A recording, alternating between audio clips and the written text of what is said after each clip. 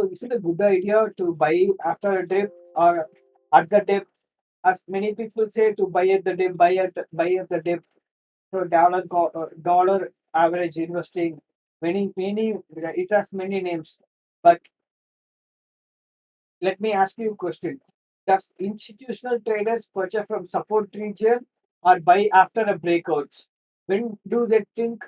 When do you think they will buy or sell? The answer might be shocking. They don't look for chart patterns.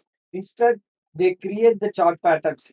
So you must always in the side of the large institutional traders, they will never purchase it ice, but they will always purchase at the some level of strong level of supports.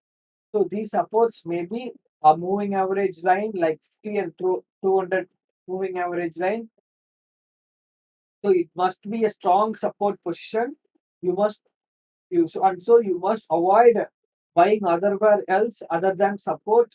It is huge risky. Maybe it can be a correction. So you must always buy at a support, and also you must ensure that you are not entering it alone.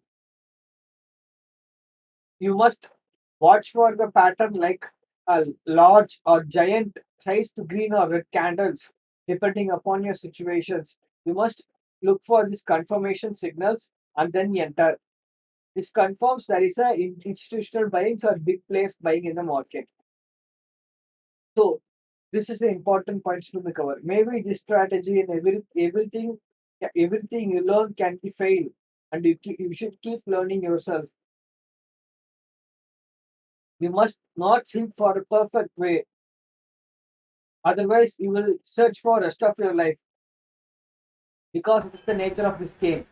You must expect to take some lost bets also. So don't overestimate the strategy, any people's strategy, but underestimate yourself. You can also profit from trade. It is not rocket science. So always remember, don't buy it when it is falling. Always buy when it is turning, and that's different.